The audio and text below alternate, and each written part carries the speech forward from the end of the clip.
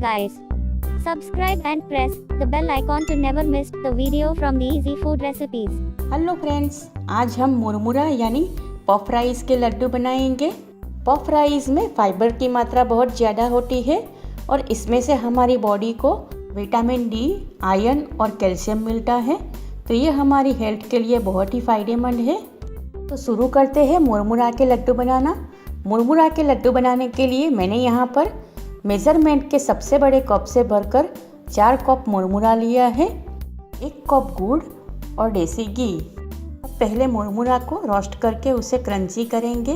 तो gas on करके एक फ्राई पैन को हमने गैस की आंच पर रख दिया है। फ्राई पैन में मुरमुरा डालेंगे और गैस की आंच लो से थोड़ी मीडियम करेंगे।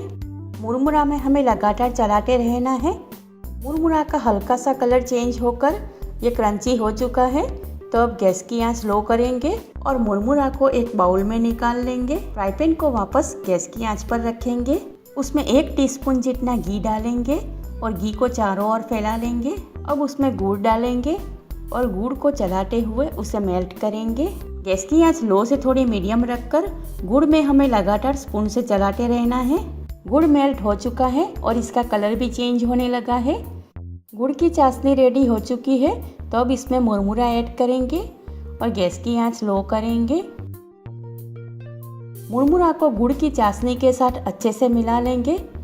गैस की आंच बंद करेंगे और इस मिश्रण को हम घी से ग्रीस की हुई थाली में, नहीं तो प्लास्टिक की शीट पर निकाल लेंगे। अब एक कटोरी में नॉर्मल ठंडा पानी लेंगे और दोनों हाथों में पानी लगाकर उसे गीला करेंगे। अब बिल्कुल भी टाइम वेस्ट किए बगैर इसमें से थोड़ा थोड़ा मिश्रण हाथ में लेकर दोनों हाथों से दबाते हुए इसमें से लड्डू बनाकर रेडी करेंगे। मिश्रण ठंडा हो जाए इससे पहले हमें इसमें से लड्डू बनाकर रेडी कर लेने हैं।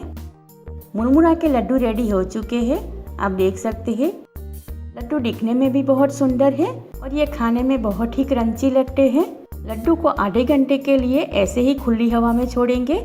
बाद में हम इसे एयर टाइट कंटेनर में भरकर रखेंगे। विंटर सीजन में गुड़ खाना हमारी हेल्थ के लिए बहुत ही फ़ायदेमंद होता है और इस तरह के मुरमुरा और गुड़ के लड्डू बनाकर एक एयर टाइट कंटेनर में भरकर हम महीने तक रख सकते हैं और जब भी इसे खाने का मन हो तो निकाल कर खा सकते हैं।